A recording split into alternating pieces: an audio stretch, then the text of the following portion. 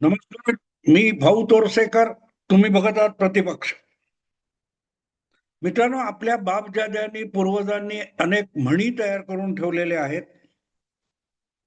मोठमोठे विचारवंत तत्वज्ञानी वगैरे त्यांनी आपल्याला मार्गदर्शन करावं, संत महात्म्याने अपेक्षा असतेच. पण तिथपर्यंत जाताना तुम्ही लहानाचे मोठे होता तेव्हा तुम्हाला घरातूनच बाळकडू मिळत असतं. घरातली मोठी माणसं असतात ती त्यांच्या पूर्वजांनी पितरांनी जे जे काय अनुभव कथन करून ठेवलेले आहेत ते वेगवेगळ्या प्रकारे आपल्याला समजवत असतात आणि त्यातूनच म्हणी वाक्प्रचार वगैरे तयार झालेले आणि त्यापासून आपण शिकावं. म्हणजे आपल्याकडून एखादी गोष्ट घडते किंवा एक कुठची तरी आपल्या संबंधात त्या परिवारामध्ये आसपास घडलेली असते आणि त्यावर आपल्या घरातली बुजुर्ग माणसं वयस्कर माणसं सहजगत्या असं बोलून जातात की त्यातून आपल्याला एक प्रकारे विचार करण्याची क्षमता आपल्यामध्ये निर्माण होत असते. आपल्याकडे गाढवही गेलं आणि ब्रह्मचर्यही गेलं म्हणजे काय हे इथे मी तपशिलात सांगायची गरज नाही. पण जे ऐकणारे आहेत त्यांना हे नेमकं कळेल मी काय म्हणतोय, की करायला गेला काय आणि हाती लागलं काय अशा अर्थी असतं. तसंच एक आहे, तेलही गेले तूपही गेले हाती आले धुपाटणे. म्हणजे होम हवन करताना तेल तूप वगैरे या ज्वाला काही पदार्थांची गरज असते. पण धूप ही गोष्ट अशी असते की त्या ज्वाला नसते, फक्त धूर असतो. आणि म्हणून धुपाटणे म्हणजे ज्याच्यातून निखाऱ्याचा धूर निघतो, ज्याच्यावर धूप टाकला की धूर धूर धूर निघतो, ते धुपाटणं असतं. पण तेलही गेले तूपही गेले म्हणजे हाती काय आलं तर सगळ्यात ज्वालाग्राही पदार्थ हाती लागलेला नाही. बरे अग्नी तुमच्या हाती असेल पण तुमच्या हाती ज्वाला निर्माण करण्याची क्षमता उरली नाही. अशा अर्थाने तो वाक्प्रचार आहे. तेलही गेले तूपही गेले हाती आले धुपाटणे. म्हणजे वेगळं समजायची गरज नाही. हे मी आत्ता अचानक का सांगतोय, तर काही घटनाक्रम असा घडलेला आहे मध्यंतरीच्या काळामध्ये की अत्यंत मुरब्बी धूर्त वगैरे वगैरे जे काय सांगितलं जायचं असे जे वर्णन गेली निदान 40 वर्ष मी पत्रकार म्हणून बघत आलो, वाचत आलो, ऐकत आलो. मराठी पत्रकारितेला ही सवय लागून गेलेली आहे की शरद पवार जे जे काय करतील ते अत्यंत विचारपूर्वक धूर्तपणे गेम खेळ वगैरे करतात वगैरे अशा प्रकारे वर्णन करायचं असतं. शरद पवार पांढरेच कपडे का घालतात, व पवारांनी पांढरे कपडे घालून काय गेम केला, त्या पांढऱ्या कपड्यामध्ये पण काहीतरी गेम असतो. कधी पवार व्हीलचेअरवर बसले असतील तर त्याच्यात पण गेम शोधणारे महान पत्रकार विश्लेषक आपल्याकडे आहेत आणि त्यामुळे या भाषेची हळूहळू वाचक आणि काय म्हणता तुम्ही श्रोते यांना सवय झालेली आहे. शरद पवारांनी केलं, शरद पवार पावसात भिजले आणि महाराष्ट्राचं राजकारण पलटी झालं. काहीच झालेलं नव्हतं, काहीच झालेलं नव्हतं. नंतरच्या काळात शरद पवारांनी महायुती फोडून त्यातली शिवसेना चोरली, रितसर चोरली. एक दोन नाही, 56 आमदार ज्यांना लोकांनी पवार नकोत म्हणून निवडून दिलं होतं अशा लोकांना चोरून पवारांनी सत्ता बळकावली. तरी कारण कुठचं, पवार साहेब पावसात भिजले. आता त्यातला कोणी रडत नाही की हरामखोर पावसाने दगाबाजी केली, पाऊस पडला असता पवार साहेब भिजले असते तर आज चमत्कार घडताना असलं काही बोलत नाही. आज जे काय गेल्या 6-7 दिवसामध्ये घडलंय, अजितदादा महाराष्ट्राचे उपमुख्यमंत्री आणि शरद पवारांना झुगारून अख्खा पक्ष आपल्याकडे वळवून घेऊन गेलेले राष्ट्रवादी, अधिकृत राष्ट्रवादी काँग्रेस पक्षाचे सर्वोच्च नेते अजितदादा पवार यांचं आकस्मिक निधन झालं आणि त्यातही संधी शोधायला चाचपडणारे शरद पवार हे सपशेल तोंडघशी पडलेत. आणि ते तोंडघशी पडलेत, त्यांचे सगळे डाव त्यांच्यावर उलटलेत हे सांगायची ज्यांची हिंमत नाही ते विलिनीकरणाची भाकरी धोपटत बसलेले आहेत. गेले 3 दिवस मी ऐकतो. मी कुठला व्हिडिओ करू शकलो नाही, मी बाहेरगावी होतो यापूर्वी सांगितलेलं आहे. मला सवड मिळाली नव्हती, पण कुठून ना कुठून कानावर येत होतं, कोणाचा फोन आला, कुठल्या व्हिडिओत बघितलं तर कळत होतं की पवार प्रेमी सगळ्या मीडियामध्ये सध्या भाकरी धोपटणं चालू आहे.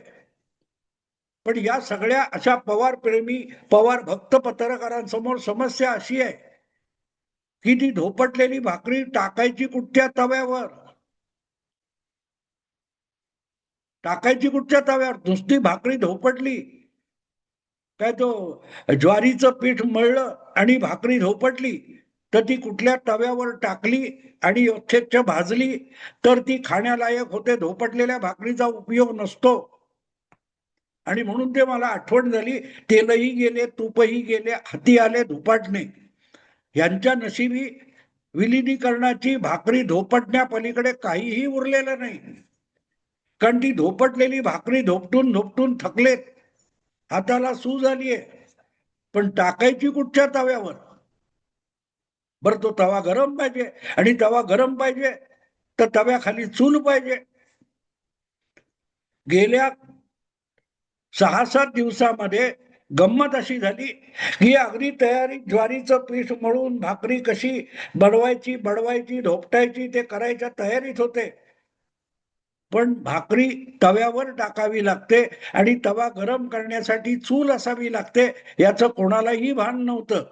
जे मधल्या काळामध्ये 6 दिवसामध्ये राजकारण घडले, सुनेत्रा वहिनी या पतीच्या निधनानंतर अवघ्या चौथ्या दिवशी राजभवनात पोहोचल्या. राज्यपालाकडून उपमुख्यमंत्री पदाची शपथ घेऊन मोकळ्या झालेल्या आहेत. 4 दिवसाच्या म्हणजे चौथ्या दिवशी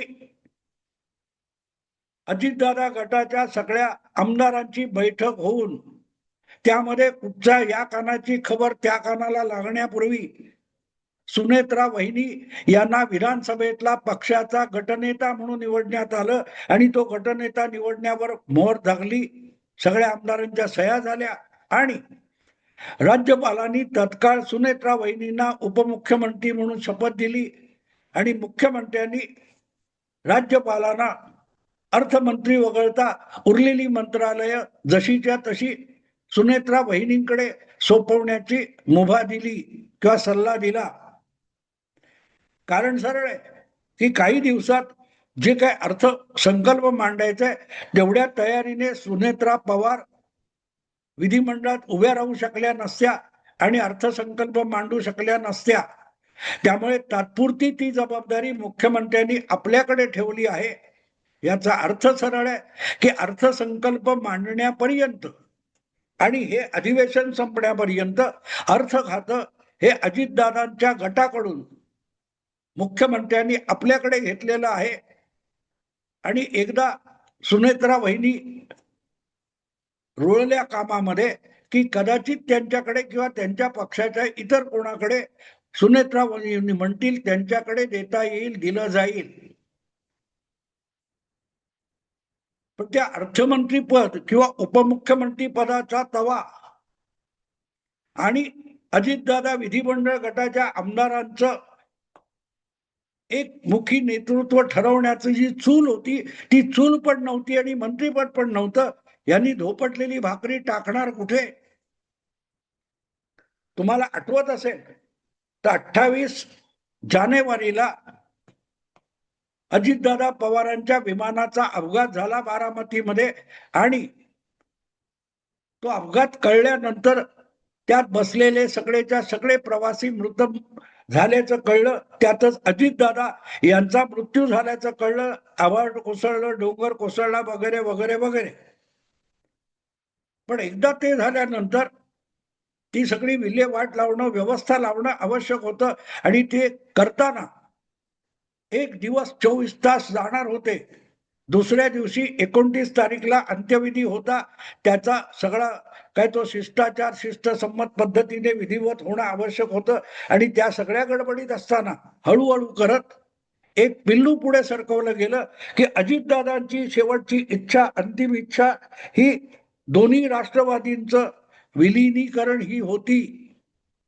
आणि मग ती जी 29 जानेवारीच्या रात्रीपासून विलिनीकरणाची भाकरी या लोकांनी पीठ मळून धोपटायला सुरुवात केली, तेव्हा त्यांना एका गोष्टीचं भान राहिलं नव्हतं की हे सगळं शरद पवार गटाचे चमचे, पत्रकार किंवा त्यांचे अनुयायी वगैरे असतील, यांनी ही भाकरी धोपटून उपयोगी नव्हती. जोपर्यंत अजितदादा गटाची चूल आणि त्यावर त्यांच्या आमदारांच्या प्रस्तावाचा तवा नाही, तोपर्यंत विलिनीकरणाची भाकरी भाजली जाणार नाही. करपण्याची गोष्ट वेगळी. हे मी एवढ्यासाठी परत परत रंगवून सांगतोय की ह्या पवार भक्त, पवार प्रेमी पत्रकारांची एक खासियत आहे.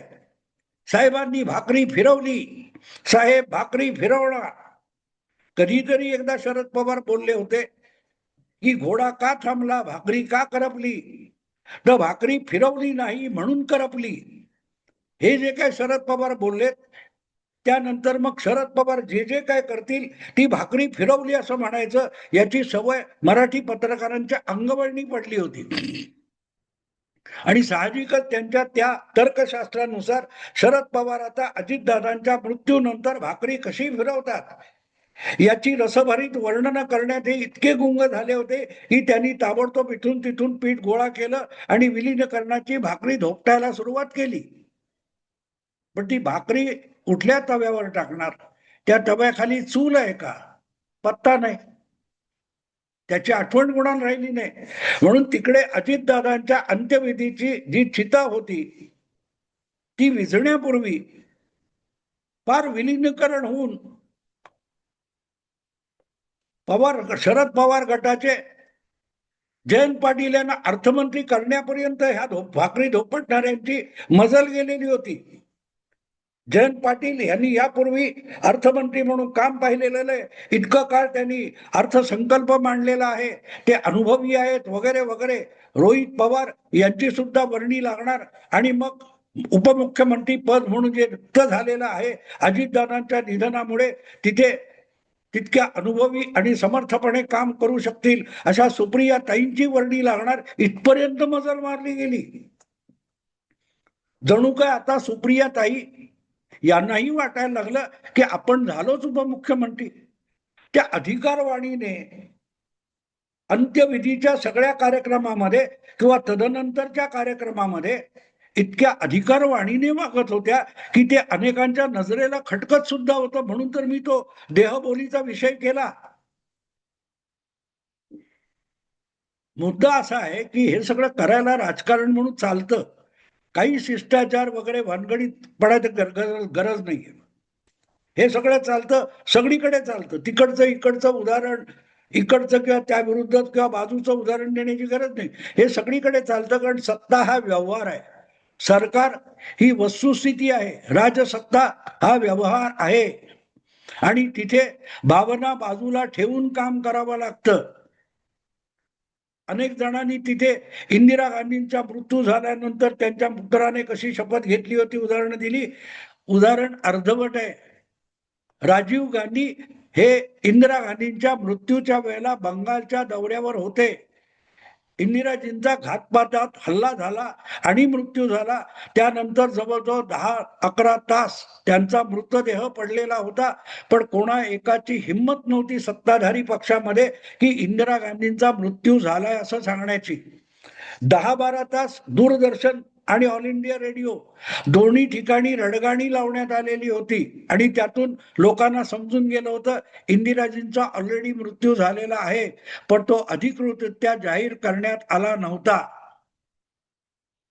किंबहुना त्यामुळे इंदिराजींचा मृत्यू आणि राजीव गांधींचा शपथविधी यामध्ये जवळजवळ 8-9 तासाचा फरक आहे. त्यामुळे तेवढ्या काळासाठी आपल्या देशात सरकारच नव्हतं आणि त्यामुळे त्या कालखंडामध्ये झालेली सगळी सरकारी कारवाई ही बेकायदेशीर ठरवावी अशी मागणी करत प्रसिद्ध वकील प्रशांत भूषण यांचे वडील आणि पूर्वीचे माजी केंद्रीय कायदा मंत्री शांती भूषण यांनी सुप्रीम कोर्टाचं दार सुद्धा ठोठावलं होतं. मुद्दा इतकाच की इंदिराजी मृत झाल्याची घोषणा सुद्धा झाली नव्हती. अशा वेळेला राजीव गांधींनी आणि त्यांच्या भोवतीच्या चांडाळ चौकडीने, ज्याच्यामध्ये अरुण सिंग, अरुण नेहरू वगैरे वगैरे काय काय नावं घेतली जातात, मी त्याच्यात जात नाही, पण त्यांच्या दबावाखाली कुठलीही खासदारांची बैठक, संसद सदस्यांची बैठक न घेता परस्पर राष्ट्रपतींना, जयसिंग यांना सांगून राजीव गांधी यांचा पुढले पंतप्रधान म्हणून शपथविधी उरकण्यात आला. आणि तो शपथविधी उरकून झाल्यानंतर इंदिराजींचा मृत्यू झाला आहे याची घोषणा करण्यात आली. तेव्हा अजितदादा, सुनेत्रा वहिनी यांच्या शपथविधी वगैरे याची तुलना ही इंदिराजी आणि राजीव गांधींचा शपथविधी याच्याशी करता येत नाही. आपली आई मरण पावली आहे हे सुद्धा सांगण्याचं सौजन्य किंवा हिंमत राजीव गांधींनी दाखवलेली नव्हती. मध्यंतरी कुठेतरी एका कॉन्क्लेव्ह मध्ये बोलताना मोदींनंतर कोण असा प्रश्न जेव्हा विचारला गेला, तेव्हा महाराष्ट्राचे मुख्यमंत्री देवेंद्र फडणवीस यांनी दिलेलं उत्तर आठवा. फडणवीस म्हणाले होते की बाप जिवंत असताना त्याच्या वारसाचा चर्चा करणं, नाव शोधणं ही मोगलाईची पद्धत आहे, शिष्टाचार आहे. हिंदू शिष्टाचार नाही. जोपर्यंत बाप जिवंत आहे तोपर्यंत तोच राजा असतो आणि त्याच्यानंतर कोण याची चिंता, चर्चा होत नाही. त्याचा वारसा इंदिरा गांधी नंतर राजीव गांधी यांनी तंतोतंत पाळला. आई मृत झाल्याची घोषणा सुद्धा त्यांनीच केली, पंतप्रधान झाल्यानंतर केली. इथे तसं झालेलं नाहीये. रितसर राष्ट्रवादी काँग्रेसच्या आमदारांनी सुनेत्रा वहिनी यांची आपला नेता म्हणून निवड केली. तसं पत्र राज्यपालांना देण्यात आलं, मुख्यमंत्र्यांना देण्यात आलं आणि त्यानंतर त्यांची उपमुख्यमंत्री म्हणून शपथविधी झालेला आहे. तेव्हा शिष्टाचार, राजशिष्टाचार सगळं सांभाळलं गेले, तरी पोटतिखी आहे. कारण विलिनीकरण झालं असतं तर सुप्रियाताई उपमुख्यमंत्री होणार. ही जी भाकरी धोपटली जात होती ती धोपटली जात असली तरी ती कुठल्या चुलीवरच्या कुठल्या तव्यावर ठेवायची याचा थांग पत्ता नसलेले मूर्ख भाकऱ्या बडवत बसले होते. आपापल्या युट्यूब चॅनेलवर, आपापल्या उपग्रह वाहिन्यांवर, आपापल्या वर्तमानपत्रामध्ये, आपापल्या अग्रलेखातून यथेच्छ भुई धोपटण्याऐवजी भाकरी धोपटणं चालू होतं. पण धोपटलेली भाकरी ही कुठल्या तव्यावर टाकायची, कुठल्या तव्यावर टाकायची हे काकांनी सांगितलं नाही. काकांकडेही तवा नव्हता, चूल तर हातातून गेलेली होती.